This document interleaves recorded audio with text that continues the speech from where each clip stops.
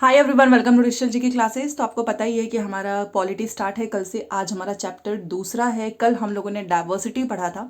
आज हम डाइवर्सिटी के साथ साथ भेदभाव देखेंगे कि किस तरीके से एक लड़के और लड़की में भेदभाव किया जाता है। और सबसे फेमस टॉपिक आपको पता ही है, स्टीरियोटाइप, प्रिजुडाइज, जिसे हम पूर्वाग्रह बोलते हैं, उसे हम करने वाले हैं। यहाँ से आपका पॉलिटी के साथ साथ आपका जो है पैडागोजी भी होगा। अच्छा, एक चीज़ मैं बोलना चाहूँगी, क्योंकि आप में से बहुत सारे लोगों ने हमारा एसएसटी का जो है कंप्लीट नोट्स ले लिया है और आप लोग रिवीजन भी कर रहे हो, आपको फ़ायदा हो रहा है। जिसने नहीं लिया है ले लीजिए, क्योंकि अभी समय है, एग्जाम का समय जैसे पास में आएगा तब कोई मतलब नहीं है और फिर आपको दिक्कत होगी एग्जाम क्लियर करने में। इसमें आपको हिस्ट्री, ज्योग्राफी, पॉलिटी पूरा कंप्लीट नोट्स मिलेगा। एनसीईआरटी का आपको पता है ये 40 नंबर का पूछता है। तो मैं पहले ही बताना चाहूँगी कि जितना एनसीईआरटी में है केवल उतना ही पढ़ो। कुछ लोग अपना बहुत एक्स्ट्रा दिमाग लगाते हैं। देखिए, पॉलिटी जो होती है ये आपका 6 to 8 के बच्चों के लिए होता है। छोटे बच्चे होते हैं, आप उनको तुरंत आर्टिकल नहीं पढ़ा दोगे, उन्हें समझ में भी नहीं आएगा। हम उनको फंडामेंटल राइट्स कुछ बताएंगे और कुछ 1-2 आर्टिकल, बस इतना ही आता है। ये मैं क्यों बोल रही हूँ, क्योंकि मेरे पास मैसेज आता है कि पॉलिटी में तो आर्टिकल्स है, ये है। पहले आप खुद जाकर किताब को देखिए, क्योंकि पॉलिटी में आर्टिकल्स नहीं है। और वैसे भी अभी हम क्लासेस करने वाले हैं, आप देख लोगे। और जिन लोगों को नोट्स मिला है, आपके लिए फ़ायदा है कि आप रिवीजन भी साथ में करते चलोगे। ये मैंने इसलिए बताया है क्योंकि कई बार हम एक्स्ट्रा पढ़ने के चक्कर में जो पढ़ना चाहिए वो नहीं पढ़ते हैं और रिजल्ट में हमारा नहीं होता है। ठीक है, देखिए ये जो, और बाकी जिन लोगों ने भी नोट्स लिया है, आप लोग बहुत मैसेज करते हो, दिल से थैंक यू कि आप लोगों को पसंद आ रहा है हमारी मेहनत। अब ये आप इस फोटोज़ को एक बार देखिएगा। इस फोटोज़ को आप देखकर समझ जाएंगे कि हमको क्या करना चाहिए। कोई भी इंसान कैसा भी हो, हमको सबके साथ इक्वली जो है ट्रीट करना चाहिए, बट ऐसा होता नहीं है। कुछ जो स्पेशल चिल्ड्रन होते हैं, आपने देखा होगा, लोग उनका बहुत मजाक भी उड़ाते हैं। ठीक है, तो आपको तो ये मुझे बताने की ज़रूरत नहीं है कि हमारी विविधता ही हमें जो है एक यूनिक, मतलब हम ना यूनिटी है। अलग धर्म है, अलग भाषा, कल्चर, खाना पीना, एक स्टेट से, एक जिले से भी बदल जाता है, आपने देखा होगा। फिर भी हम लोग एक साथ मिलजुल कर रहते हैं। सबसे पहले आपसे यही पूछता है, एग्जाम्पल दे देगा और आपसे पूछेगा कि पूर्वाग्रह क्या होता है। देखिए, पूर्वाग्रह बताने के लिए थोड़ा सा इसके बारे में देख लेते हैं, ताकि आपको थोड़ी बहुत चीज़ें यहाँ पे समझ में आ जाए। अब आपको ये पता है कि हमारी विविधता जो है हमारे खुश होने के कारण नहीं बनती, क्योंकि देखिए भले से चीज़ें बोल दें हम, बट धरातल पे तो ऐसा कुछ नहीं है ना। ऐसा लोग इक्वलिटी नहीं दिखाते हैं। हम उन लोगों के साथ सुरक्षित और आश्वस्त महसूस करते हैं जो हमारी तरह दिखते हैं। जी हाँ, देखिए, आपके साथ जैसे ही कोई दूसरा इंसान आएगा ना, जो आपकी जैसा नहीं है, आपकी जैसे उसकी भाषा नहीं है, आप उनसे उतनी दोस्ती भी नहीं करते होंगे। जो हमारी तरह नहीं दिखते हैं, ना हमारी तरह बात करते हैं, कपड़े पहनते हैं, हमारी तरह सोचते हैं। कभी कभी जब हम ऐसे लोगों से मिलते हैं जो हमसे बहुत अलग होते हैं, तो हमको बहुत अजीब सा लगता है। ऐसा लगता है कि एकदम अपरिचित, हम इन्हें जानते ही नहीं हैं। कई बार तो समझ में भी नहीं आ पाता है, ना ही हम जान पाते हैं कि आखिर में हमसे अलग क्यों हैं। लोग अपने से अलग दिखने वालों के बारे में खास तरह की राय बना लेते हैं। कुछ पॉजिटिव भी बनाते हैं और कुछ नेगेटिव भी। ठीक है, भले से हमारे संसार में 8 मुख्य धर्म है, फिर भी हर धर्म को आपको पता ही है मानने वाले लोग भी अलग अलग हैं। उसके बावजूद भी ये सारी चीज़ें देखने को मिलती हैं। इनमें से कुछ कथन ग्रामीण लोगों को अज्ञानी की तरह देखते हैं। कई बार आपने देखा होगा, लोग गांव के लोगों को बहुत अजीब सा ट्रीट करते हैं। इवन आप अपने स्टेट से निकलकर दूसरे स्टेट में जाओ तब भी, जबकि शहर में रहने वाले लोगों को आलसी एवं सिर्फ पैसों से सरोकार रखने वाले लोगों की तरह देखते हैं। ये भी एक रियलिटी है। गांव के लोगों को लोग जो है गंवार समझते हैं, और शहर वालों को लोग, गांव के लोग क्या बोलते हैं, अरे ये तो बस पैसे उड़ाते हैं, आलसी होते हैं। बल्कि ऐसा कुछ भी नहीं होता है। हम अपनी राय बना लेते हैं, और हमें कभी भी किसी और के बारे में कभी भी राय नहीं बनानी चाहिए। ठीक है, तो जब हम किसी के बारे में पहले से ही कोई राय बना लो, अब आपने देखा तो है नहीं, ना तो शहर वालों को ना गांव वालों को, बस आपने उड़ी उड़ाई बातों पर भरोसा कर लिया, आपने एक राय बना ली और उसको क्या किया, अपने दिमाग में बिठा लिया। कई बार आपने देखा होगा, कुछ कंट्रोवर्सी हो जाती है, भले से आपको कहानी नहीं पता है, बट आप अपने मन में राय जरूर बना लोगे, जो कि गलत है। पहले आपको फैक्ट चेक करना चाहिए, और यही होती है पूर्वाग्रह। जब आपने बिना सोचे समझे, बिना देखे बस अपनी राय बना ली, तो उसको बोलते हैं पूर्वाग्रह। ज्यादातर ये नेगेटिव होता है। मैंने आपको बोला ना, पॉजिटिव तो होता है, बट आज के ज़माने में पॉजिटिव तो कुछ होता नहीं है। कोई एक चीज़ गलत बोल दे तो लोग उसको तुरंत जो है अब्यूज़ करने लगते हैं, उसके बारे में गलत सोच। आप जानते ही हैं, अभी जैसे मेरे से अगर कई बार मिस्टेक हो जाती है तो लोग मुझे भी सुनाने लगते हैं, मेरी सारी अच्छाइयाँ भूल के। क्यों? क्योंकि राय जो होती है ना, वो मोस्टली नकारात्मक होती है। आप उसकी अच्छाई देख ही नहीं सकते हो। लोगों को आलसी और कंजूस मानना भी तो एक पूर्वाग्रह है ना। अब शहरी वाले कुछ लोग कहते हैं, भाई आलसी है, कंजूस है, तुम्हें कैसे पता? तुमने अपनी राय बना ली, अपने दिमाग में बिठा लिया, तो ये हो गया पूर्वाग्रह। इतना डिटेल में बताने का रीज़न क्या है? ऐसे नहीं आपसे पूछेगा सीटेट, ये इसकी परिभाषा हो गई। वो आपसे स्टेटमेंट में देगा कि एक आदमी ये कर रहा है, दूसरा ये कर रहा है, तीसरा ये, इसमें से कौन सा आपका प्रिजुडाइस है। अब इस 4 ऑप्शंस में 2 प्रिजुडाइस के होंगे, 2 स्टीरियोटाइप के होंगे, हो सकता है एक आपका भेदभाव का भी हो। तो आपको पता तो होना चाहिए ना कि किस तरीके की सोच को, किस तरीके का बिहेवियर को हम पूर्वाग्रह बोलते हैं, इंग्लिश में बोलते हैं प्रिजुडाइस। ठीक है। अब मुझे नहीं लगता है कि आप कभी भूलोगे। जब भी किसी के बारे में आपको कुछ ना पता हो तो अपनी राय मत बनाना बिना देखे, बिना जांच पड़ताल के। अगर आप अपनी राय बनाते हो और वो मोस्टली नकारात्मक होगा तो वो होगी पूर्वाग्रह। ठीक है, जो कि सही चीज़ नहीं है। आप में से बहुत सारे लोग पूछते भी हैं कि पैडागॉजी का क्या है, तो पैडागॉजी यही होती है, पूर्वाग्रह क्वेश्चन पूछेगा। तो यहाँ पर भी सेम वही चीज़ लिखी है कि बिना बस अपने दिमाग में आपने बिठा लिया, वो हो गया पूर्वाग्रह। ठीक है, चाहे वो गांव के बारे में हो, चाहे शहर के बारे में हो। ठीक है, जैसे कि ये देखिए, ये क्वेश्चन एक बार इसमें से पूछता है कि आधे से ज़्यादा भारतीय गांव में रहते हैं।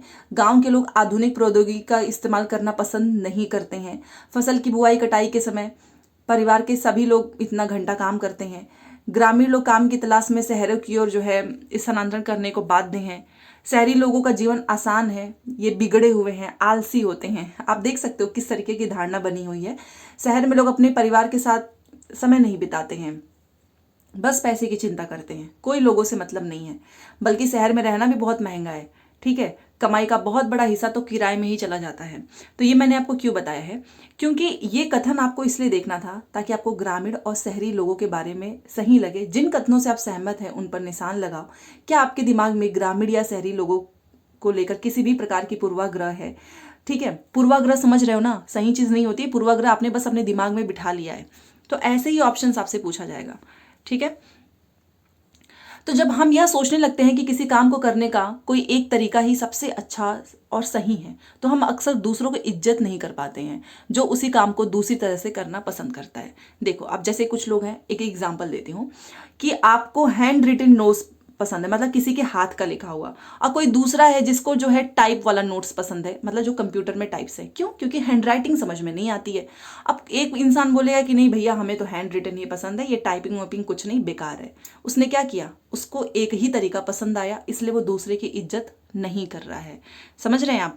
तो हम अक्सर दूसरों की इज्जत नहीं कर पाते हैं। क्यों? क्योंकि हम एक तरीका सोचते हैं, उसी काम को दूसरा इंसान अच्छे दूसरे तरीके से करता है। इसके और भी एग्जाम्पल हैं, जैसे कि अंग्रेजी जो है वो उदाहरण के लिए, कि अगर मैं ये सोचूं, हम सब सोचें कि इंग्लिश तो बहुत अच्छी लैंग्वेज है, दूसरी भाषा भाई हिंदी विंदी तो अच्छी नहीं है, तो हमने क्या किया, मैंने इंग्लिश को बेस्ट कर दिया, बाकी लैंग्वेज को जो है नेगेटिव में डाल दिया। आपने देखा होगा कई बार जब कोई सामने से इंग्लिश बोलता है, आप हिंदी बोलेंगे तो बड़ा अजीब सा देखेगा, उसके मन में क्या है, दूसरी भाषा के लिए गलत सोच है, नकारात्मक है। तो हमने क्या किया, बहुत एक, अगर आप ऐसा करोगे ना तो एक नेगेटिव इम्पैक्ट होगा। ठीक है, हम उन लोगों की शायद इज्जत नहीं कर पाएंगे जो कि अंग्रेजी के अलावा दूसरी भाषा बोलते हैं। देखिए, ये मैं आपको बस ऐसे बता रही हूँ, यहाँ से आपसे ये डायरेक्ट लाइन नहीं पूछेगा, आपको केवल पता होना चाहिए परिभाषा। ठीक है, और हम कई चीज़ों के बारे में पूर्वाग्रही हो सकते हैं। अब ये भी है, पूर्वाग्रह आप केवल एक चीज़ के बारे में नहीं हो सकते हो, धार्मिक। लोगों को लगता है कि मेरा धर्म अच्छा है। अब आपने क्या किया, दूसरे के धर्म की इज्जत नहीं की, और एक नेगेटिव चीज़ है लोगों का धार्मिक विश्वास, उनकी चमड़ी का रंग, गोरा काला सांवला, लोग इसमें भी भेदभाव करते हैं। ठीक है, जिस क्षेत्र से वे आते हैं, अब कोई गांव का है, आपने देखा होगा जिस तरह से वे बोलते हैं, इवन कपड़े पहनना, अक्सर दूसरों के बारे में बनाए गए हमारे पूर्वाग्रह इतने पक्के होते हैं कि हम उनसे दोस्ती ही नहीं करना चाहते हैं। इस वजह से कई बार हमारा व्यवहार ऐसा होता है कि हम उन्हें दुख पहुंचा देते हैं, जो कि हमें ह्यूमैनिटी के नाते ऐसा नहीं करना चाहिए।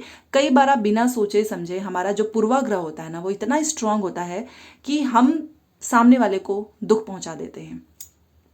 ठीक है, तो ये हो गया पूर्वाग्रह। अब इसमें तो भाई आपको पता ही है, लड़के और लड़की में तो भेदभाव होता ही है। आप जानते हैं कि लड़कियां जो है वो डॉक्टर बनेंगी, लड़के इंजीनियर बनेंगे, क्योंकि लड़के जो है इनका दिमाग चलता है कंप्यूटर में, लड़कियों का नहीं चलता है। ऐसे ही क्वेश्चंस पूछेंगे। लड़के, यहाँ पर देखो, ये जो लड़का है ये रो रहा है, ये देखो भाई, लड़का रोता नहीं है, ये एक तरीके की स्टीरियोटाइप सोच है। लड़कियां रोती हैं, लड़कियां जो है सेवा कर सकती हैं, बढ़िया घर का काम संभाल सकती हैं, लड़के नहीं। ठीक है, इस तरीके के एग्जाम्पल्स पूछेगा आपसे। तो ये होता है भेदभाव। देखो लड़का लड़की में तो बहुत भेदभाव होता है, आज भी हो रहा है। अब इसमें से आपसे जो क्वेश्चन पूछेगा आपको देखना है। जैसे ही हमारा जन्म होता है बहुत सारी चीज़ें हमारे सामने आने लगती हैं, ऐसा सभी के साथ होता होगा। सबसे पहले तो आपने देखा ही होगा कि अगर मैं यहाँ पर बोलूँ कि ये देखिए बहुत सुशील है, एक लड़की को बोला जाता है, उसके काम करने का तरीका तो बड़ा कोमल है, लड़कियां ऊंची आवाज़ में बात नहीं करती हैं, केवल लड़के कर सकते हैं। ये भी एक तरीके की धारणा है। शारीरिक रूप से लड़के जो है बलवान होते हैं, ठीक है, लड़के रोते नहीं हैं, बड़े उद्यमी होते हैं, लड़के खेल में निपुण होते हैं, और लड़कियां खाना पकाने में। लड़कियां इमोशनल होती हैं, लड़के रोते नहीं हैं। तो इसी तरीके से आपसे भी पूछेगा कि क्या है भेदभाव, ठीक है। तो बाकी देखिए जो लोग नोट्स बना रहे होंगे, इस चैप्टर से ज़्यादा नोट्स बनाने वाला भी नहीं है, समझने वाला है। इसलिए मैंने जो अपना नोट्स दिया है उसमें आपने देखा होगा 1 या 2 पेज में बहुत ही शॉर्ट में चीज़ें बताई गई हैं, क्योंकि यहाँ से क्या वो क्वेश्चन बनाएगा आपका बस टॉपिक्स क्लियर होना चाहिए। अब जैसे कि देखो ये इस तरीके के स्पेशल लोगों के लिए बोलते हैं कि इनको भी बहुत सारा भेदभाव आपने देखा होगा। वहीं पे कुछ लोग सपोर्ट करते हैं कि उनको लगता है कि नहीं भाई ये भी हमारे ही जैसा है, हमें इनको अलग तरीके से नहीं देखना चाहिए, ठीक है। और आपने देखा होगा विकलांग, कुछ लोग बोलने से पहले सोचते नहीं है, ऐसे ही बोल देंगे विकलांग, जो कि अब इसको बदल दिया गया है। अब हम किसी को विकलांग नहीं बोलते हैं, स्पेशल चिल्ड्रेन बोलते हैं, और हमें यही बोलना चाहिए। आपसे पूछेगा कि विकलांग की जगह पे क्या यूज होगा, स्पेशल चिल्ड्रेन, खास जरूरत वाले बच्चे, ठीक है। तो अगर मैं आपको बोलूं अब पूर्वाग्रह क्या आप कभी भूलोगे, बिल्कुल भी नहीं। और कुछ बच्चे अपने से जुड़ी रूढ़िबद्ध धारणाओं के बारे में जो है, कुछ बच्चे आपने देखा होगा बचपन से ही उनको ऐसा ट्रीट किया जाता है कि उन्हें ऐसा लगता है कि यार मेरे लिए दुनिया नहीं है, क्योंकि उनके मन में बैठा दिया जाता है कि भाई तुम कुछ नहीं कर सकते हो, ठीक है। तो कभी भी आप याद रखिएगा विकलांग यूज नहीं करना है, खास जरूरत वाले बच्चे। हो गया यहाँ पे। अब यहाँ पर देखिए मैंने अभी आपको पहले ही बता दिया था कि लड़के रोते नहीं हैं, ठीक है, लड़के नहीं रोते हैं। बचपन में जब लड़कों को आपने देखा होगा कि जैसे ही बच्चा गिरा उसको चोट लग गई, अब वो जो है रोने लगा, तो उसको क्या बोलेंगे, अरे भैया माता पिता ही बोलेंगे कि तुम क्यों रो रहे हो, तुम मत रो, लड़के नहीं रोते हैं, लड़के बहादुर होते हैं, ठीक है। ये भेदभाव है, पहले ध्यान दीजिएगा, भेदभाव टॉपिक, नहीं तो आप कंफ्यूज हो जाएंगे। अभी हमारा ये भेदभाव चल रहा है, इसको हम बोलते हैं भेदभाव, कि ये हम एक लड़के और लड़की में इस तरीके से भेदभाव कर रहे हैं कि लड़का नहीं रोता है, लड़कियां रोती हैं, ठीक है। ये रूढ़िबद्ध नहीं है, क्योंकि आपसे वो पूछेगा कि लड़का नहीं रोता है, लड़की रोती है, क्या है, भेदभाव है, स्टीरियोटाइप है, प्रेजुडाइज है। इसलिए मैं आपको एक एक चीज डिटेल में यहाँ पे समझा रही हूँ, ठीक है। तो उसको बोलेंगे भैया तुम मत रो, तुम जो है बहादुर हो, नहीं रो, ठीक है। जैसे जैसे बच्चा बड़ा होगा तो वो समझने लगेगा कि यार, उसको भले से वो कितना भी अंदर से पेन हो, हर्ट हो, फिर भी वो लड़का नहीं रोएगा। और हमने देखा भी है मोस्टली लड़के नहीं रोते हैं। यहाँ तक कि अगर किसी लड़के को रोना भी आएगा ना तो वो कंट्रोल करेगा, क्यों, क्योंकि उसको लगेगा यार समाज ने बोला है कि लड़के नहीं रोते हैं, तब तो मैं कमजोर हो जाऊंगा ना। बल्कि हालांकि लड़कों लड़कियों दोनों का कभी कभी रोने का मन करता है, सबको गुस्सा आता है, सबको दर्द होता है, बट लड़के नहीं रोते हैं क्योंकि सीख जाते हैं कि भैया हमें नहीं रोना है। और अगर कोई लड़का रो दे तो लोग उसको चिढ़ाने लगेंगे, उसका मजाक बनाएंगे, ठीक है, कि इसलिए लड़के जो है ना चाहे कुछ भी हो सामने नहीं दिखाते हैं। ये एक तरीके का क्या है, भेदभाव है। और वहीं पर लड़कियों को कोमल सुशील है भाई, चिल्लाएंगी नहीं, ठीक है। ये सारे रूल्स लड़कियों पे ही डाल दिया गया है। जैसे ही वो पैदा होंगी उसी दिन से लड़कियों को बोला जाएगा कि तुम धीमी आवाज में बात करो, ठीक है। ये है भेदभाव। तो हम लगातार सुनते हैं कि लड़के ऐसे होते हैं और लड़कियां ऐसी होती हैं, ठीक है। समाज की इन मान्यताओं को हम भी, और हम लोग मान भी लेते हैं, विश्वास कर लेते हैं कि हमारा व्यवहार इनके अनुसार ही होना चाहिए। तो हम सभी लड़कों और लड़कियों को उसकी छवि के अनुरूप देखना चाहते हैं, ठीक है। ये हो गया भेदभाव। अब स्टीरियोटाइप की सोच आज भी बहुत है, आपने देखा होगा। देखो जब हम लोग क्या करें, मान लो ये 4-5 लोग हैं, बहुत सारे लोग हैं, हमने क्या किया, इन सभी लोगों को एक ही छवि में बांध ली, या फिर इनके बारे में एक अच्छी, मतलब अच्छी नहीं, एक धारणा बना ली, उसे बोलेंगे रूढ़िबद्ध धारणा, भले से कोई भी हो। हमने क्या किया, इन सभी को एक खांचे में जड़ दिया, इन सभी के बारे में एक ही छवि बना ली, इन सभी के बारे में एक अपनी पक्की धारणा बना ली। इसे बोलते हैं स्टीरियोटाइप या फिर रूढ़िबद्ध धारणा। और कई बार आपने देखा होगा कि मान लो कोई खास देश है, कोई भी देश मान लो, या फिर कोई खास धर्म है, ये देश हो गया, ये हमारा रिलीजन हो गया, या फिर जेंडर हो गया, ठीक है। तो कोई खास देश का है, धर्म का है, लिंग होने के कारण भी आपने देखा होगा कई बार हम लोग बोलते हैं यार ये तो कंजूस है, ये अपराधी है, अच्छा ये धर्म, ये तो जो है अपराधी ही है, अच्छा, इस ये जेंडर है, मतलब मान लो कई बार आपने देखा होगा लड़कियों को लोग बेवकूफ़ बोल देते हैं, तो ये सब क्या है, ये हम उनको ऐसे ठहराने लगते हैं। हमने क्या किया, हमने इन सभी धर्म के लोगों को, हमने इन सभी जेंडर को, हमने इन सभी देशवासियों को ही एक जो है पक्की धारणा बना ली, जो कि होती है रूढ़िबद्ध धारणा। ठीक है, और ये बहुत क्वेश्चन पूछता है रूढ़िबद्ध से, तो हमने उन सबको ठहरा दिया कंजूस, अपराधी, बेवकूफ़।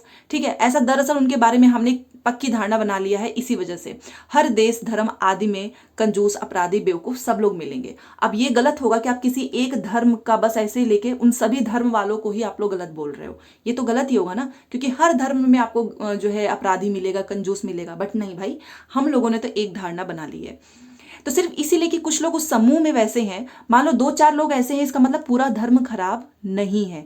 पूरे समूह के बारे में आपने ऐसा राय बना लिया जो कि गलत है। और इस प्रकार की धारणाएं हमें प्रत्येक इंसान को एक अनोखे और अलग व्यक्ति की तरह देखने से रोक देता है। अब देखो, 2-4 लोग उस धर्म में खराब हैं, बट आपने सबके बारे में ही ऐसी राय बना ली, तो आपने क्या किया, बेचारे कुछ लोग जो अच्छे हैं उनकी भी अच्छाई आपको नहीं दिखेगी। ठीक है, आप देख ही नहीं पाओगे कि भाई वो ऐसे नहीं है, तो वो हम नहीं देख पाते हैं कि उस व्यक्ति में भी कुछ अच्छी चीज़ें हैं जो कि दूसरों से अलग है। तो रूढ़िबद्ध धारणाएं बड़ी संख्या में लोगों को एक ही प्रकार के खांचे में जड़ देगी। जब भी आपसे कोई ऐसा क्वेश्चन बोले कि वो सब खराब हैं, ऐसी चीज़ें कि एक ही धर्म के लोग खराब हैं, वो सब कंजूस हैं, अपराधी हैं, चाहे वो जेंडर वाइज हो, और एक ही खांचे में जड़ा हुआ है, समझ लेना वो स्टीरियोटाइप है। जैसे माना जाता है, आपने देखा होगा कि हवाई जहाज उड़ाने का काम तो भैया लड़कियां नहीं कर सकती, आपने देखा होगा, वो लड़के ही कर सकते हैं। ये क्या है, आपने एक लड़की नहीं चला पा रही है, इसका मतलब क्या सारी लड़कियां नहीं चला पाएंगी? आपने सारी लड़कियों को एक ही खांचे में जड़ दिया, तो ये क्या हो गया, गलत है, ये हो गया स्टीरियोटाइप। तो इन धारणाओं का और हम पे असर भी पड़ता है। कई बार अगर आप अच्छे भी होगे ना, कोई लड़की है जो कि जिसका मन भी करेगा कि नहीं भैया हमको पायलट बनना है, वो समाज की बातें सुन के वो काम नहीं करेगी। तो कई बार ये धारणाएं हमको ऐसे काम करने से रोक देती हैं जिसकी काबिलियत हमारे में है। ठीक है, तो ये हो गई रूढ़िबद्ध धारणा।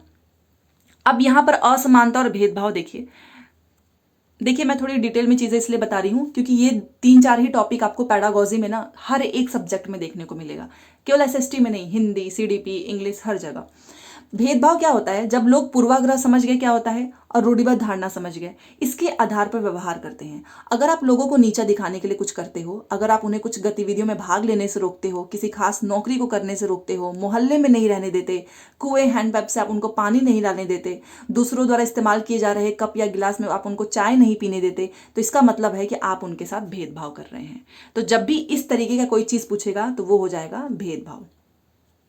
अब जैसे मान लो कोई नौकरी का वैकेंसीज आई हैं, आपने कुछ लोगों को मना कर दिया, तो ये क्या कर रहे हो, आप भेदभाव कर रहे हो। अब कुएं का पानी आप सबको नहीं पीने दे रहे हो, आपके घर में कोई मेहमान आ रहा है, 2 लोगों को प्लास्टिक में दे रहे हो, 2 लोगों को चांदी के बर्तन में दे रहे हो, तो ये क्या है, ये भेदभाव ही तो है। ठीक है, तो भेदभाव कई कारणों से हो सकता है, बहुत सारे इसके एग्जाम्पल्स हैं, ढेरों एग्जाम्पल्स मिलेंगे, बस आपको डेफिनेशंस ध्यान रखना है क्योंकि एग्जाम में कुछ भी पूछेगा।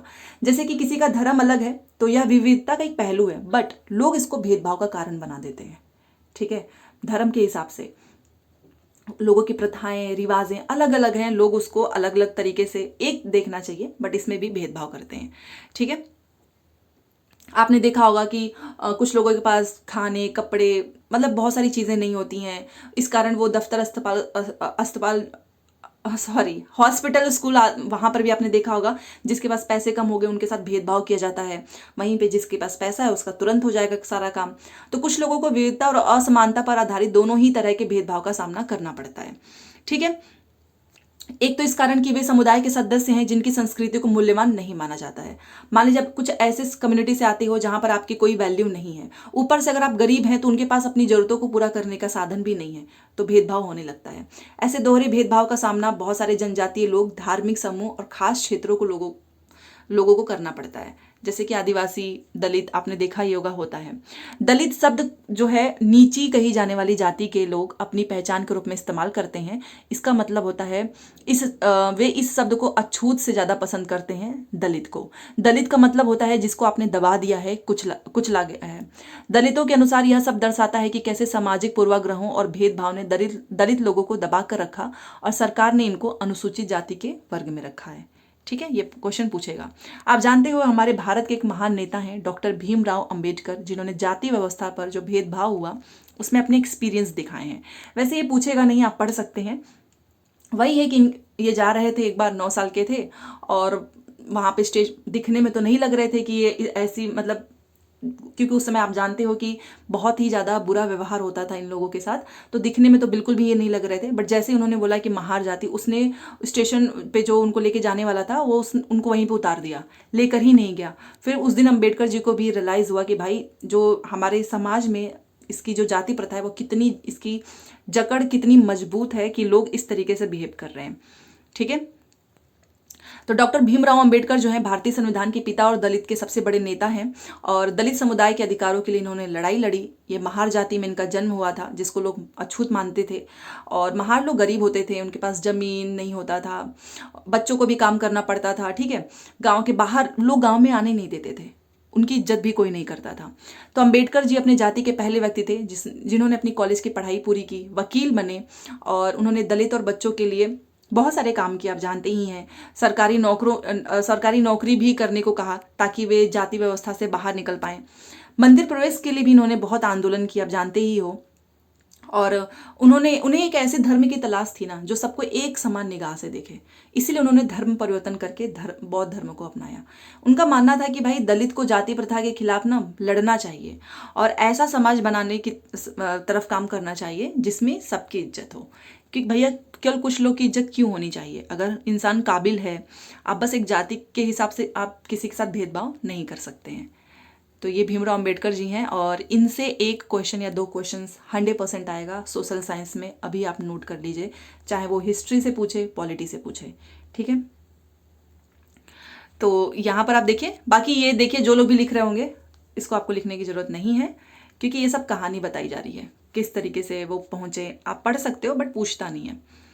समानता के लिए काफ़ी संघर्ष हुआ, आप जानते हो, ब्रिटिश शासन से आज़ादी पाने के लिए भी, और उस समय भी सभी लोग शामिल थे। हम लोगों ने इसके लिए मिलकर संघर्ष किया है, तो वही सारी कहानी यहाँ पे बताई हैं। चलिए बस हो गया। यहाँ पर आप देखिए 1947 में भारत जब आज़ाद हुआ तो एक राष्ट्र बना, तो हमारे नेताओं ने समाज में व्याप्त कई तरह की असमानताओं पर विचार किया। संविधान को लिखने वाले लोग भी इस बात से अवगत थे कि हमारे समाज में किस तरीके से भेदभाव किया जाता है। तो ये तो सभी को पता था, और अभी भी भेदभाव होता ही है, ये तो आप जानते ही हैं। ठीक है, और हमारा भारत एक धर्मनिरपेक्ष देश है, आगे हम इसके बारे में डिटेल में पढ़ेंगे। तो संविधान के लेखकों ने भी कहा कि विविधता की इज्जत करना चाहिए, हमको सबको समान मानना चाहिए। और उन्होंने ये भी कहा कि लोगों को अपने धर्म का पालन करने, भाषा बोलने, मतलब सभी को आज़ादी है, आप किसी को बाइंड नहीं कर सकते हो किसी एक धर्म को मानने के लिए। ठीक है, उन्होंने जोर दिया कि भारत सभी धर्मों को बराबर मानेगा, इसलिए हमारा भारत एक धर्मनिरपेक्ष देश है। धर्मनिरपेक्ष का मतलब ही होता है सभी धर्म को बराबर मानना, जहां पर बिना भेदभाव के आप अपने धर्म का पालन करते हो, हमारी एकता का एक महत्वपूर्ण कारक है। ठीक है, उसके बाद से हालांकि हमारे संविधान में इन विचारों पर जोर दिया गया, पर यह पाठ इसी बात को उठाता है कि असमानता आज भी मौजूद है। ये क्वेश्चन पूछेगा कि क्या असमानता है? जी हाँ, समानता वह मूल्य है जिसके लिए हमने बहुत संघर्ष किया, बट वास्तविक जीवन में अगर आप देखो तो नहीं है। ठीक है, आज भी आपने देखा होगा बहुत सारे लोगों के साथ भेदभाव होता है। तो ये जो आज की टॉपिक है, यहाँ से आपके हर एक सब्जेक्ट में 4 से 5 क्वेश्चंस कंफर्म है, आप खुद एग्जाम में देखना। रूढ़िबद्ध, प्रिजुडाइज, भेदभाव, असमानता, यहाँ से क्वेश्चन और भीमराव अंबेडकर आएगा जरूर। ठीक है, तो चलिए मिलते हैं नेक्स्ट क्लास में। बाकी जब इसके आप क्वेश्चंस करोगे ना सॉल्व, तभी अच्छे से हो पाएगा, और हम आगे करने वाले हैं। तो लाइक शेयर सब्सक्राइब कर दीजिएगा जिसने सोशल साइंस की कंप्लीट नोट्स नहीं ली है। समय है 2 हफ्ते में आप हिस्ट्री, ज्योग्राफी, पॉलिटी अगर आपने अच्छे से रिवीजन कर लिया तो पास हो जाओगे, क्योंकि 40 नंबर का केवल एनसीईआरटी से आएगा। 20 नंबर की पेडागोजी केवल पीवाईक्यू करो, इसके लिए कोई क्लासेस, कोई नोट्स देखने की जरूरत नहीं है। चलिए मिलते हैं नेक्स्ट क्लास में। Thanks for watching.